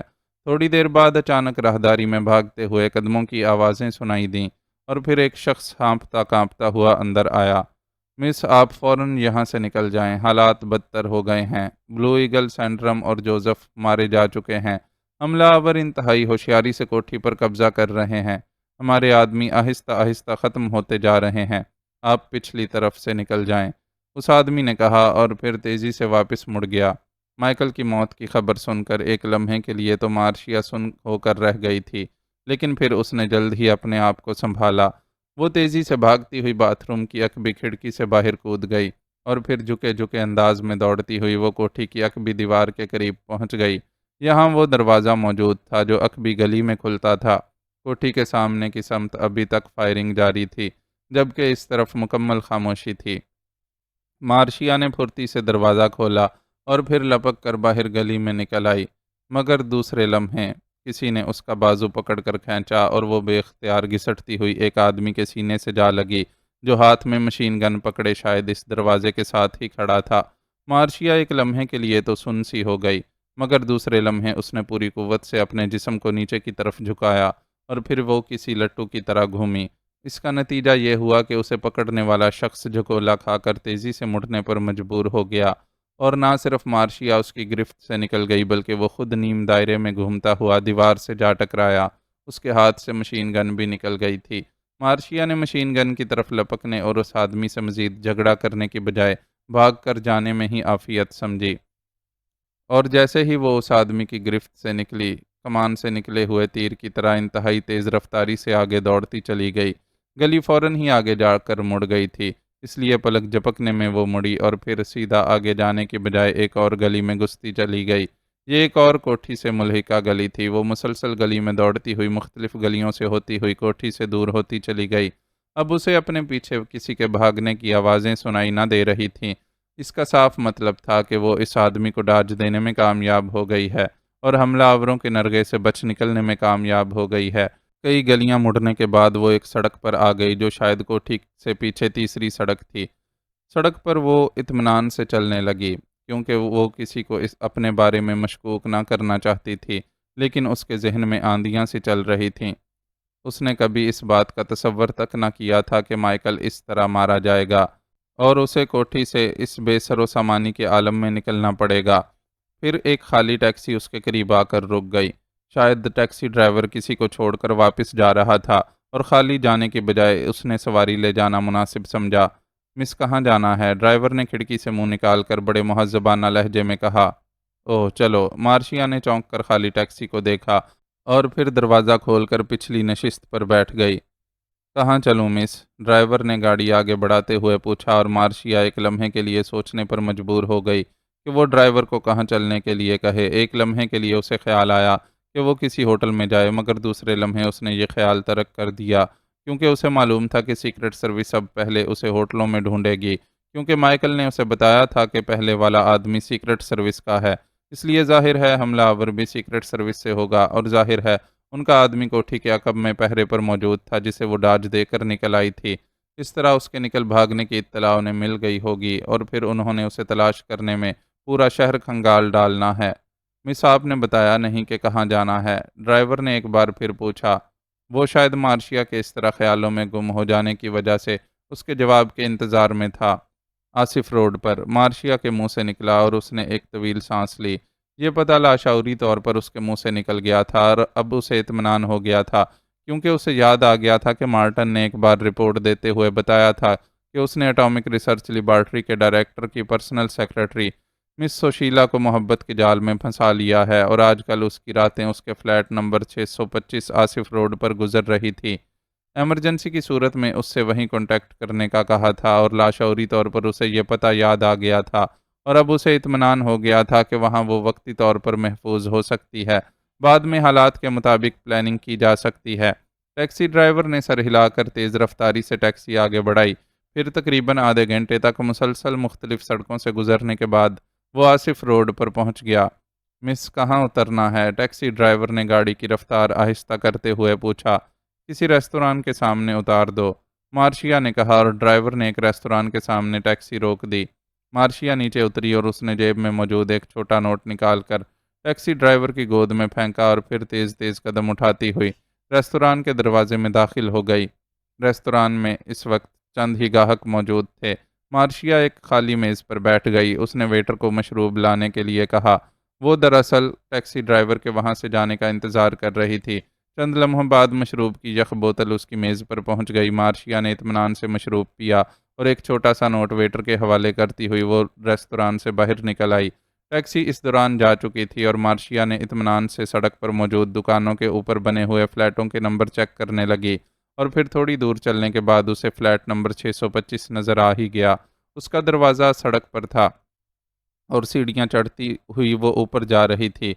दरवाज़ा चूंकि खुला हुआ था इसलिए वो तेज़ी से सीढ़ियाँ फलांगती हुई ऊपर चढ़ती चली गई। सर अब्दुल रशीद सर पकड़े बुरी तरह परेशान बैठे थे। उनकी बेगम अंदर कमरे में ज़ारो कतार रोने में मसरूफ़ थी और कैप्टन शकील उनके दरमियान बैठा बुरी तरह उलझ रहा था। एक्स2 ने उसे वहीं पाबंद कर दिया था, वरना उसका दिल एक लम्हे के लिए भी वहाँ बैठने को ना चाह रहा था। वो कभी सर अब्दुल रशीद को तसल्लियाँ देता और कभी खामोश हो जाता। थोड़ी देर बाद टेलीफोन की घंटी बजी तो सर अब्दुल रशीद के इशारे पर कैप्टन शकील ने ही रिसीवर उठा लिया। सर अब्दुल रशीद से बात कराएं, मैं उनकी पीए सुशीला बोल रही हूँ। दूसरी तरफ से एक नस्वानी आवाज़ सुनाई दी। आपका फ़ोन है। कैप्टन शकील ने रिसीवर सर अब्दुल रशीद की तरफ बढ़ाते हुए कहा और ख़ुद उठकर बेगम अब्दुल रशीद के पास चला गया, जिनके रोने की आवाज़ अब कुछ ज़्यादा ही बुलंद सुनाई देने लगी थी। हेलो, सर अब्दुल रशीद ने भर्राई हुई आवाज़ में कहा। सर मैं सुशीला बोल रही हूँ। सर वो फार्मूला नंबर 51 लेबॉर्ट्री में चाहिए। सब लोग इंतज़ार कर रहे हैं। सुशीला ने दूसरी तरफ से कहा। मिस सुशीला, मैं बेहद परेशान और उलझा हुआ हूँ। मेरी बेटी नसरीन को किसी ने अगवा कर लिया है। मैं आज नहीं आ सकूँगा। सर अब्दुल रशीद ने परेशान लहजे में माजरत करते हुए कहा। ओह वेरी सॉरी सर, वाकई आपकी परेशानी बजा है, मगर लेबॉर्ट्री में एक पॉइंट पर मामला अटक गया है और अगर फौरी तौर पर वो फार्मूला ना मिला तो सब कुछ ख़त्म हो जाएगा। आप तो बेहतर समझते हैं। मिस्टर अजहर और मिस्टर कबीर सख्त परेशान हैं। सुशीला ने कहा। हाँ वाकई ऐसा हो सकता है। मिस्टर कबीर से मेरी बात कराओ, सर अब्दुल रशीद ने चौंकते हुए कहा। बेहतर, 1 मिनट होल्ड कीजिए, सुशीला ने जवाब दिया। हेलो, मैं कबीर बोल रहा हूँ सर। चंद लम्हों बाद एक मर्दाना आवाज़ सुनाई दी। क्या मसला है मिस्टर कबीर? फार्मूले की क्या ज़रूरत पड़ गई? सर अब्दुल रशीद ने पूछा। सर लेबॉर्ट्री में हमने लिज़ाइम को 01 पॉइंट पर फ्रीज़ कर लिया है, लेकिन इस पॉइंट पर लिज़ाइम में इंतहाई चमक उभर आई है, जबकि फार्मूले में इसकी डिग्री कम करने का हल मौजूद है। अगर फौरी तौर पर इसकी डिग्री को कम ना किया गया तो 15 रोज़ की मेहनत ज़ाया हो जाएगी। दूसरी तरफ से जवाब मिला। ओह वाकई सीरियस मसला है। मेरा जहन बेहद उलझा हुआ है, इसलिए मैं तो शायद स्टोर रूम ठीक तरह से ना खोल सकूं। आप ऐसा करें कि मिस सुशीला के साथ चले जाएं। मैं मिस सुशीला को सब कुछ समझा देता हूं। वहां रजिस्टर पर दस्तखत करके फार्मूला ले लें और फिर मुझे फ़ोन कर लें। सर अब्दुल रशीद ने कुछ देर सोचने के बाद जवाब देते हुए कहा। बेहतर सर, दूसरी तरफ से कहा गया। Yes boss. चंद लम्हों बाद मिस सुशीला की आवाज़ सुनाई दी। मिस्टर कबीर ने रिसीवर सुशीला के हवाले कर दिया। मिस सुशीला, मेरी अलमारी के सबसे निचले खाने में बाएं हाथ में इंतहाई कोने में आप अंगूठा रख कर दबाएंगी तो एक खाना खुलेगा। उसमें डायल लगा हुआ है।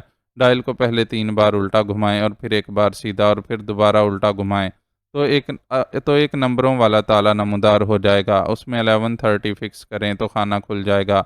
उसमें एक चाबी मौजूद होगी। आप इस चाबी को लेकर स्टोर रूम के बैरूनी दरवाजे की दहलीज के दाएं कोने में मौजूद सुराख में डालकर पहले बाएं तरफ, फिर दाएं तरफ और फिर दोबारा बाएं तरफ घुमाएं तो स्टोर के गिर्द हिफाजती निज़ाम डिस्कनेक्ट हो जाएगा और वही चाबी आप दरवाजे में लगाकर स्टोर में चली जाएं। वहां अलमारी नंबर 12 के खाना नंबर 36 में फार्मूला मौजूद है। उस पर सुर्ख रंग का क्रॉस लगा हुआ है और क्रॉस के दरमियान 51 का हिंसा पीले रंग से लिखा हुआ है। वो फार्मूला मिस्टर कबीर से रजिस्टर पर दस्तखत कराकर उनके हवाले कर दें और फिर मुझे फ़ोन पर इत्तला दें। सर अब्दुल रशीद ने पूरी तफसील बताते हुए कहा। बेहतर बॉस, सुशीला ने जवाब दिया और उसके लहजे में हल्की सी लर्जिश थी। मिस्टर कबीर को अपने साथ रखें, ये ज़रूरी है। सर अब्दुल रशीद ने ताकीद करते हुए कहा। ठीक है जनाब, वो साथ होंगे, सुशीला ने जवाब दिया और इसके साथ ही सर अब्दुल रशीद ने रिसीवर रख दिया। कैप्टन शकील अभी तक अंदर बेगम के पास बैठा उन्हें तसल्लियाँ देने में मसरूफ़ था। मिस्टर शकील, सर अब्दुल रशीद ने उन्हें आवाज़ देते हुए कहा। فرمائیے، کیپٹن شکیل نے واپس آتے ہوئے پوچھا۔ میری بچی کا کیا ہوگا؟ کہیں مجرم اسے مار نہ ڈالیں؟ سر عبدالرشید نے الجھے ہوئے لہجے میں پوچھا۔ آپ قطعاً بے فکر رہیں جناب، مجرموں کی نظروں میں وہ بہت قیمتی ہے، میں ان کی نفسیات جانتا ہوں، وہ اسے بہت حفاظت سے رکھیں گے، کیپٹن شکیل نے انہیں تسلی دیتے ہوئے کہا۔ آپ اپنے باس سے بات کریں کہ وہ کیا کر رہے ہیں، میرا دل سخت بے چین ہے، میری معصوم بچی پر نہ جانے کیا گزر رہی ہوگی۔ سر عبدالرشید کا لہجہ بے حد الجھا ہوا تھا۔ آپ قطعاً بے فکر رہیں، باس اپنے کام میں مصروف ہیں، آپ کی بچی جلد ہی برآمد کر لی جائے گی، کیپٹن شکیل نے انہیں تسلی دیتے ہوئے کہا۔ نہیں، مجھے ایسی تسلیاں نہیں چاہیے، میری بات کرائیں، سر عبدالرشید نے اصرار کرتے ہوئے کہا تو کیپٹن شکیل نے مجبوراً ریسیور اٹھا کر X2 کے نمبر گھما دیے۔ X2، دوسری طرف سے X2 کی مخصوص آواز سنائی دی۔ شکیل سپیکنگ، جناب سر عبدالرشید بے حد پریشان ہیں، آپ ان سے بات کر لیں، کیپٹن شکیل نے جلدی سے کہا اور پھر ریسیور سر عبدالرشید کی طرف بڑھا دیا۔ جناب میری بچی کا کیا ہوا؟ سر عبدالرشید نے کہا۔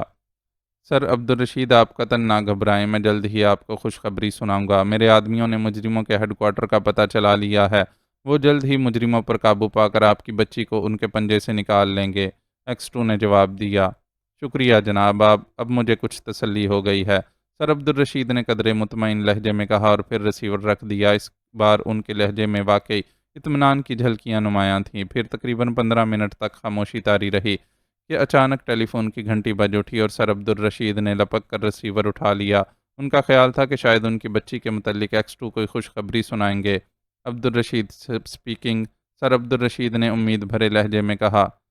سر غضب ہو گیا، میں عالم بول رہا ہوں، لیبارٹری میں مسٹر کبیر کو قتل کر دیا گیا ہے، مس سوشیلا غائب ہیں اور فارمولا بھی غائب ہے۔ دوسری طرف سے ایک گھبرائی ہوئی آواز سنائی دی۔ کیا کہہ رہے ہو؟ ایسا کیسے ہو سکتا ہے؟ سر عبدالرشید نے بری طرح چیختے ہوئے کہا۔ ایسا ہو گیا ہے جناب، سوشیلا اور مسٹر کبیر آپ کی ہدایات پر فارمولا لینے کے لیے اسٹور میں گئے اور پھر جب کافی دیر ہو گئی اور واپس نہ آئے تو ہمیں تشویش ہوئی، ہم وہاں گئے تو اسٹور کھلا ہوا تھا، مسٹر کبیر کے سر میں لوہے کا راڈ مار کر انہیں ہلاک کر دیا گیا تھا اور مس سوشیلا غائب تھیں۔ فارمولا چیک کیا گیا تو وہ بھی غائب تھا، سیکیورٹی والوں نے بتایا کہ مس سوشیلا تھوڑی دیر پہلے گیٹ سے باہر گئی ہیں، دوسری طرف سے کہا گیا۔ اوہ، غضب ہو گیا، ظلم ہو گیا، سر عبدالرشید کے ہاتھ سے بے اختیار ریسیور گر گیا اور پھر وہ لہرا کر نیچے فرش پر جا گرے۔ کیپٹن شکیل نے پھرتی سے انہیں سنبھالا اور پھر چند لمحوں کی کوششوں کے بعد وہ ہوش میں آئے۔ کیا ہوا جناب؟ کیپٹن شکیل نے الجھے ہوئے لہجے میں کہا۔ روشن سائے کا فارمولا غائب کر دیا گیا ہے، میری پرسنل سیکرٹری اسے اڑا لے گئی ہے اور سائنسدان مسٹر کبیر کو قتل کر دیا گیا ہے، سر عبدالرشید نے ڈوبے ہوئے لہجے میں کہا۔ اوہ، مگر وہ فارمولے تک کیسے پہنچ گئی؟ کیپٹن شکیل نے حیران ہوتے ہوئے پوچھا۔ میں نے اسے بھیجا تھا، فارمولا لیبارٹری میں فوری چاہیے تھا، اب مجھے کیا معلوم، سر عبدالرشید نے جواب دیا اور کیپٹن شکیل تیزی سے مڑ کر X2 کے نمبر ڈائل کرنے لگا۔ بلو ایگل تو مارا گیا لیکن اس کی دوست لڑکی نکل جانے میں کامیاب ہو گئی ہے، لیکن سر عبدالرشید کی لڑکی وہاں موجود نہیں ہے اور جولیا کا بھی کچھ پتہ نہیں چل رہا، عمران نے بلیک زیرو کے سامنے والی کرسی پر بیٹھتے ہوئے کہا۔ وہ ابھی بلو ایگل کے ہیڈ کوارٹر پر چھاپا مار کر واپس لوٹا تھا۔ اوہ، یہ تو بہت برا ہوا، میرا خیال ہے کہ ہلاکو خان کی سراہی کے ذریعے جو کال ہم نے سنی تھی اس میں کسی مارٹن کا ذکر تھا۔ سر عبدالرشید کی لڑکی یقیناً اس کے پاس ہوگی، مگر جولیا کہاں غائب ہو گئی؟ بلیک زیرو نے الجھے ہوئے لہجے میں کہا۔ میں نے تو ہر ممکن تلاش کیا ہے کہ کہیں کوئی تہہ خانہ مل جائے، لیکن ایسے کوئی آثار نہیں ملے۔ بہرحال صفدر اور نعمانی کو وہیں چھوڑ آیا ہوں، وہ ابھی مزید تلاش میں لگے ہوئے ہیں، لیکن اب اس مارٹن کو کہاں تلاش کیا جائے؟ عمران کا لہجہ بھی بے حد الجھا ہوا تھا۔ پھر اس سے پہلے کہ بلیک زیرو کوئی جواب دیتا، ٹیلی فون کی گھنٹی بج اٹھی۔ عمران نے ریسیور اٹھا لیا۔ X2، عمران نے مخصوص لہجے میں کہا۔ جولیا بول رہی ہوں جناب، دوسری طرف سے جولیا کی آواز سنائی دی اور عمران چونک پڑا۔ جولیا تم کہاں سے بول رہی ہو؟ عمران نے بڑی مشکل سے اپنے آپ کو نارمل رکھ کر پوچھا۔ دوسری طرف سے جولیا نے مائیکل کی کوٹھی میں ہونے والے واقعات کے بعد، گٹر میں گرنے اور پھر ہوش میں آنے کے بعد مارٹن اور چیف باس کے درمیان ہونے والی تمام گفتگو پوری تفصیل سے سنا دی۔ اوہ ویری گڈ، تم نے بے حد قیمتی معلومات حاصل کر لی ہیں، تم جس کوٹھی میں موجود ہو وہ کہاں ہے؟ عمران نے مسکراتے ہوئے جواب دیا، اس کے چہرے پر مسرت کے آثار تھے۔ مجھے نہیں معلوم جناب، میں باہر نکل کر دیکھتی ہوں اور پھر آپ کو بتاتی ہوں، جولیا نے جواب دیا۔ اوکے، اچھی طرح چیک کر کے مجھے دوبارہ فون کرو، عمران نے کہا اور ریسیور رکھ دیا۔ سر عبدالرشید کی لڑکی تو مل گئی، مارٹن بھی ہاتھ لگ گیا، لیکن یہ چیف باس والی بات سمجھ میں نہیں آئی۔ اس کا مطلب ہے کہ مائیکل اس تنظیم کا اصل سربراہ نہیں، اصل سربراہ کوئی اور ہے۔ وہ صرف ایک مہرہ ہے جسے باس بنا کر آگے رکھا جاتا رہا ہے۔ عمران نے بلیک زیرو سے مخاطب ہو کر کہا۔ ہاں، اور جیسا کہ جولیا نے بتایا ہے کہ اصل سربراہ پوری ٹیم کے ساتھ اس فارمولے کے لیے آئے گا، بلیک زیرو نے جواب دیا۔ کوئی بات نہیں، میں نے سر سلطان سے کہہ دیا ہے، فارمولہ یہاں دانش منزل پہنچ جائے گا۔ مارٹن سے ہم مکمل معلومات حاصل کر لیں گے اور چیف باس بھی یہاں آ کر مارٹن سے رابطہ قائم کرے گا۔ اس وقت اس سے بھی دو ہاتھ ہو جائیں گے، عمران نے بڑے مطمئن لہجے میں جواب دیتے ہوئے کہا۔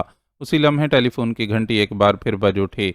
جولیا کا فون ہوگا، عمران نے کہہ کر ریسیور اٹھا لیا۔ X2، عمران نے مخصوص لہجے میں کہا۔ کیپٹن شکیل بول رہا ہوں جناب۔ دوسری طرف سے کیپٹن شکیل کی قدرے گھبرائی ہوئی آواز سنائی دی۔ کیا بات ہے کیپٹن شکیل، تم گھبرائے ہوئے معلوم ہو رہے ہو؟ عمران نے قدرے حیرت بھرے لہجے میں پوچھا۔ سر غضب ہو گیا، فارمولہ لیبارٹری سے غائب کر دیا گیا ہے، ایک سائنسدان ہلاک ہو چکا ہے۔ سر عبدالرشید کی پرسنل سیکرٹری مس سوشیلا کے متعلق بتایا جا رہا ہے کہ وہ فارمولہ لے اڑی ہے، کیپٹن شکیل نے تیز لہجے میں کہا۔ کیا کہہ رہے ہو؟ فارمولہ غائب کر دیا گیا ہے؟ عمران نے بری طرح چونکتے ہوئے کہا۔ یس سر، ابھی لیبارٹری سے فون آیا ہے کہ مس سوشیلا فارمولہ لے کر لیبارٹری سے نکل گئی، اس نے ایک سائنسدان مسٹر کبیر کو بھی ہلاک کر دیا ہے، کیپٹن شکیل نے تفصیل بتاتے ہوئے کہا۔ لیکن وہ سٹور تک کیسے پہنچی؟ وہاں تو صرف سر عبدالرشید ہی جا سکتے تھے، عمران نے انتہائی الجھے ہوئے لہجے میں کہا۔ سر عبدالرشید نے انہیں خود بھیجا تھا، فارمولہ لیبارٹری میں فوراً چاہیے تھا، کیپٹن شکیل نے جواب دیا۔ اوہ، یہ بہت برا ہوا، سر عبدالرشید سے بات کراؤ، عمران نے انتہائی غصیلے لہجے میں کہا۔ بہتر سر، دوسری طرف سے کیپٹن شکیل نے جواب دیا، اور پھر چند لمحوں بعد سر عبدالرشید کی بھررائی ہوئی آواز سنائی دی۔ عبدالرشید بول رہا ہوں۔ دوسری طرف سے سر عبدالرشید کی آواز سنائی دی۔ سر عبدالرشید، یہ آپ نے کیا غضب کیا کہ اپنی پرسنل سیکرٹری کو فارمولے تک بھیج دیا، جبکہ آپ کو علم تھا کہ حالات کس نہج پر جا رہے ہیں؟ عمران کے لہجے میں بے پناہ غصہ تھا۔ جناب، میں بچی کی وجہ سے بے حد پریشان تھا، میرا دماغ کام نہیں کر رہا تھا کہ مس سوشیلا نے فارمولہ مانگا اور دوسرے سائنسدانوں نے اس کی تصدیق کر دی، تو میں نے اسے وہ طریقہ بتا دیا جس سے حفاظتی سسٹم کو ناکارہ کر کے فارمولہ نکال سکتی تھی۔ وہ بڑی بااعتماد سیکرٹری تھی، میں نے تو مسٹر کبیر کو بھی ساتھ بھیجا تھا، اب مجھے کیا معلوم؟ سر عبدالرشید کی آواز بری طرح بھرائی ہوئی تھی، ان سے فکرہ مکمل نہ ہو سکا۔ مس سوشیلا نام ہے آپ کی پرسنل سیکرٹری کا؟ عمران نے پوچھا۔ جی ہاں، یہی نام ہے، 10 سال سے ملازم ہے، سر عبدالرشید نے جواب دیا۔ اس کا پتہ کیا ہے؟ عمران نے پوچھا۔ وہ آصف روڈ پر 625 نمبر فلیٹ میں رہتی ہے، سر عبدالرشید نے جواب دیا۔ اس کا حلیہ؟ عمران نے پوچھا، اور سر عبدالرشید نے اس کا حلیہ بتا دیا۔ ریسیور کیپٹن شکیل کو دیں، عمران نے کہا، اور چند لمحوں بعد کیپٹن شکیل نے ہیلو کہا۔ شکیل، تم آصف روڈ کے قریب ہو، فوراً آصف روڈ پر فلیٹ نمبر 625 پہنچو اور مس سوشیلا کو چیک کرو، میں عمران کو بھی بھیج رہا ہوں، عمران نے بطور X2 احکام دیتے ہوئے کہا۔ بہتر جناب، میں سر عبدالرشید کی کار لے کر ابھی آصف روڈ پہنچ جاتا ہوں، کیپٹن شکیل نے مستعد لہجے میں جواب دیتے ہوئے کہا۔ اور سنو، سر عبدالرشید کو بتا دو کہ اس کی لڑکی مل گئی ہے، وہ صحیح سلامت ہے، جلد ہی اسے اس کے پاس پہنچا دیا جائے گا، عمران نے کہا، اور اس کے ساتھ ہی ریسیور کریڈل پر پھینکتے ہوئے وہ اٹھ کھڑا ہوا۔ میں سوشیلا کے پیچھے جا رہا ہوں، جولیا کا فون آئے گا تو ممبروں کو بھیج کر سر عبدالرشید کی لڑکی کو اس کے باپ کے پاس بھجوا دینا اور مارٹن کو نمبر 1 روم میں ڈال دینا، عمران نے تیز لہجے میں بلیک زیرو سے کہا، اور پھر تقریباً بھاگتا ہوا وہ کمرے سے باہر نکلتا چلا گیا۔ مارشیا سیڑھیاں پھلانگتی ہوئی جب اوپر والے دروازے پر پہنچی تو اس نے دروازے پر بڑا سا تالا لگا ہوا دیکھا۔ مس سوشیلا ڈیوٹی پر تھی۔ مارشیا نے ادھر ادھر دیکھا اور پھر اسے سیڑھیوں پر ایک تار کا ٹکڑا پڑا نظر آیا۔ اس نے وہ ٹکڑا اٹھایا، اس کا سرا چپٹا تھا۔ مارشیا نے اطمینان سے سر ہلایا اور پھر تار کا چپٹا سرا تالے کے سوراخ میں ڈال کر اسے مخصوص انداز میں گھما دیا۔ چند لمحوں بعد کلک کی آواز کے ساتھ تالا کھلتا چلا گیا۔ مارشیا نے دروازہ کھولا اور فلیٹ میں داخل ہو گئی۔ اس نے دروازہ بند کر دیا۔ یہ 2 کمروں کا فلیٹ تھا جو بڑے کرینے سے سجا ہوا تھا۔ مارشیا کی نظر میں اس سے زیادہ محفوظ جگہ اسے اور کہیں نہ مل سکتی تھی، اس لیے وہ اطمینان سے صوفے پر ڈھیر ہو گئی۔ اب اسے سوشیلا کا انتظار تھا تاکہ اس سے مارٹن کا پتہ چلایا جا سکے۔ اس کا خیال تھا کہ مارٹن نے اپنا پتہ ضرور اسے بتا رکھا ہوگا اسے وہاں بیٹھے ہوئے تقریباً 1.5 گھنٹہ گزرا تھا کہ اسے کسی کی انتہائی تیزی سے سیڑھیاں پھلانگنے کی آواز سنائی دی تو مارشیا بری طرح چونک پڑی۔ ظاہر ہے سوشیلا اپنے فلیٹ میں اس عجلت سے تو نہ آ سکتی تھی، اس لیے وہ اٹھ کر تیزی سے باتھ روم میں گھس گئی اور اس کے دروازے کے قریب ہی رک گئی۔ دوسرے لمحے دروازہ ایک دھماکے سے کھلا، کسی نے اندر آ کر دروازہ تیزی سے بند کر دیا۔ اب مارشیا کو کمرے میں کسی کے تیز تیز سانسوں کی آواز سنائی دے رہی تھی۔ مارشیا نے جھری سے جھانکا تو ایک عورت دروازے سے پشت لگائے کھڑی تھی، لیکن اس کے چہرے سے شدید گھبراہٹ کے آثار نمایاں تھے۔ عورت چونکہ مقامی تھی اس لیے مارشیا سمجھ گئی کہ وہی سوشیلا ہوگی۔ دوسرے لمحے اس کی نظر سوشیلا کے ہاتھوں پر پڑی۔ اس کے ہاتھوں میں ایک فائل تھی جس پر سرخ رنگ کا کراس لگا ہوا تھا۔ فائل پر ایٹامک ریسرچ لیبارٹری کے الفاظ بھی چھپے ہوئے تھے۔ مجھے سب سے پہلے اس فارمولے کو کہیں ٹھکانے لگانا چاہیے۔ سوشیلا کی بڑبڑاہٹ مارشیا کے کانوں میں پڑی اور مارشیا بری طرح چونک پڑی۔ اس کے ذہن میں فوراً ہی یہ خیال آ گیا کہ مارٹن نے اس فارمولے کو حاصل کرنے کے لیے اس لڑکی کو فریب دیا ہوگا اور لڑکی فارمولا لے آئی ہے۔ دوسرے لمحے اس نے دروازہ تیزی سے کھولا اور پھر وہ کھٹکنی بلی کی طرح سوشیلا پر جھپٹ پڑی، جو اب فائل اٹھائے ایک الماری کی طرف بڑھی چلی جا رہی تھی۔ یہ فارمولا مجھے دے دو، مارشیا نے اس کے ہاتھ سے فائل جھپٹتے ہوئے کہا، اور سوشیلا ایک لمحے کے لیے اس طرح اچانک اسے اپنے سامنے دیکھ کر بت سی بن گئی، مگر جب فارمولا اس کے ہاتھ سے نکلا تو وہ بری طرح چونکی اور دوسرے لمحے وہ اچھل کر مارشیا سے لپٹ گئی۔ تم یہ فارمولا نہیں لے جا سکتی، یہ میرا ہے، سوشیلا نے چیختے ہوئے کہا، مگر اسی لمحے مارشیا کا ہاتھ تیزی سے حرکت میں آیا اور سوشیلا الٹ کر صوفے پر جا گری۔ سوشیلا کے مقابلے میں مارشیا لڑائی بھڑائی میں طاق تھی۔ سوشیلا کے نیچے گرتے ہی وہ تیزی سے دروازے کی طرف مڑی۔ وہ جلد از جلد فلیٹ سے نکل جانا چاہتی تھی، مگر سوشیلا جس نے اپنی جان پر کھیل کر یہ فارمولا حاصل کیا تھا، وہ اسے بھلا آسانی سے کہاں جانے دے سکتی تھی۔ وہ صوفے پر گرتے ہی بجلی کی سی تیزی سے اٹھی اور پھر اس نے صوفے کے سامنے پڑی ہوئی چھوٹی سی تپائی اٹھا کر پوری قوت سے مارشیا پر پھینک دی۔ مارشیا جو دروازے کے قریب پہنچ چکی تھی تپائی کی زد سے نہ بچ سکی اور تپائی پوری قوت سے اس کی پشت پر لگی اور وہ چیخ مار کر بند دروازے سے ٹکرا کر نیچے جا گری۔ فارمولے کی فائل اس کے ہاتھ سے نکل کر کمرے کے کونے میں جا گری۔ سوشیلا اچھل کر فارمولے کی طرف لپکی، مگر مارشیا نے تیزی سے کروٹ بدلی اور وہی تپائی اٹھا کر سوشیلا پر اچھال دی۔ تپائی سوشیلا کے سر پر لگی اور وہ لہراتی ہوئی فارمولے کے اوپر ہی ڈھیر ہو گئی۔ وہ اس بری طرح ہاتھ پیر مار رہی تھی کہ جیسے اس کی جان نکل رہی ہو۔ مارشیا نے آگے بڑھ کر اس کی ٹانگ پکڑ کر اس کے جسم کو ایک طرف گھسیٹا اور فارمولے والی فائل پر جھپٹی، مگر اسی لمحے سوشیلا کے دونوں بازو کسی آکٹوپس کی ٹانگوں کی طرح لہرائے اور مارشیا کے گردن کے گرد جم گئے۔ مارشیا نے جھٹکا دے کر اپنے آپ کو چھڑانے کی کوشش کی، مگر سوشیلا کے بازوؤں میں نہ جانے اتنی قوت کہاں سے آ گئی کہ وہ کسی پلاس کی طرح مارشیا کے گرد چمٹ گئے اور پھر مارشیا کا جسم بھی اکڑتا چلا گیا اور اس کے ساتھ ہی اس کے بازو بھی سوشیلا کی گردن کے گرد تنگ ہوتے چلے گئے۔ مارشیا نے اپنے آپ کو چھڑانے کی بے حد کوشش کی، مگر اس وقت سوشیلا زندگی اور موت کی آخری سرحدوں پر تھی۔ اس کے بازو ٹھوس لوہے جیسے ہو گئے اور پھر سوشیلا کی جدوجہد کمزور پڑتی چلی گئی۔ اس کا سانس رکنے لگا، آنکھیں ابل کر باہر آ گئیں، چہرہ بری طرح بگڑ گیا۔ سوشیلا کے جسم نے آخری بار ایک جھٹکا لیا اور اس کے ساتھ ہی مارشیا کی گردن کڑک کی آواز کے ساتھ ہی ٹوٹتی چلی گئی اور پھر ان دونوں کے جسم ایک ہی وقت میں ڈھیلے پڑ گئے۔ ان دونوں کی روحیں شاید بیک وقت ہی دونوں کے جسموں سے پرواز کر گئی تھیں۔ سوشیلا سر پر لگنے والی زوردار چوٹ سے اور مارشیا گردن کی ہڈی ٹوٹنے سے ہلاک ہو گئی تھی۔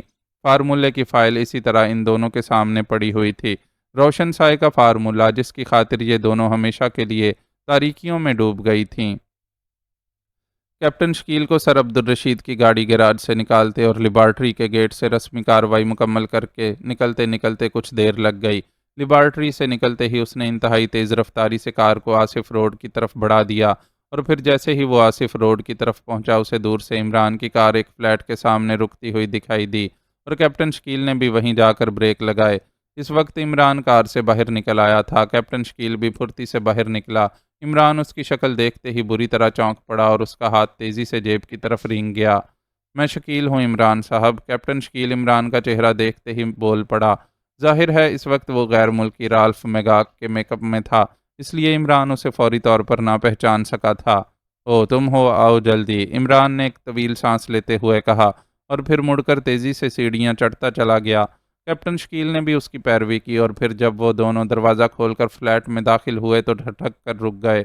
सामने सुशीला और मार्शिया की लाशें एक दूसरे से लिपटी हुई फर्श पर पड़ी थीं और उनके करीब रोशन साए के फार्मूले की फाइल पड़ी हुई साफ नजर आ रही थी।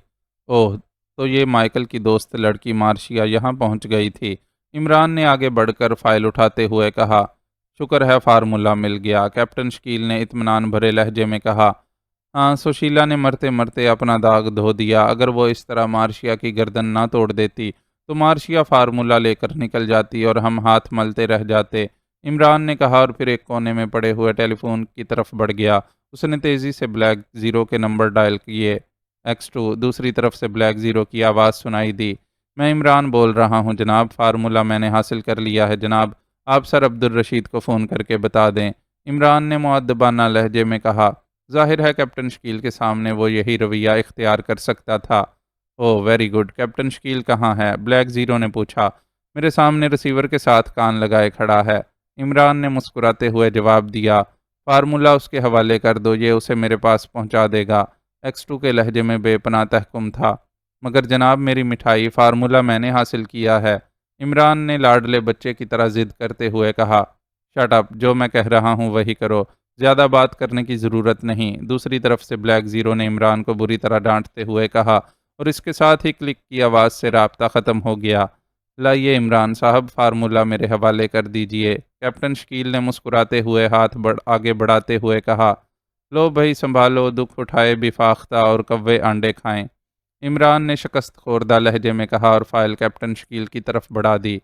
बी फाख्ता की किस्मत में दुख उठाने ही लिखे हुए हैं इमरान साहब, कैप्टन शकील ने हंसते हुए कहा।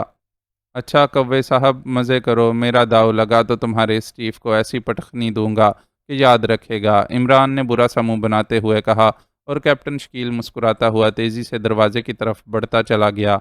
वो जल्द अज जल्द इस खतरनाक फार्मूले को दानिश मंजिल पहुंचाना चाहता था। मुअज़्ज़ज़ नाज़रीन व सामाईन, लाइक कमेंट्स और शेयर ज़रूर करें, शुक्रिया।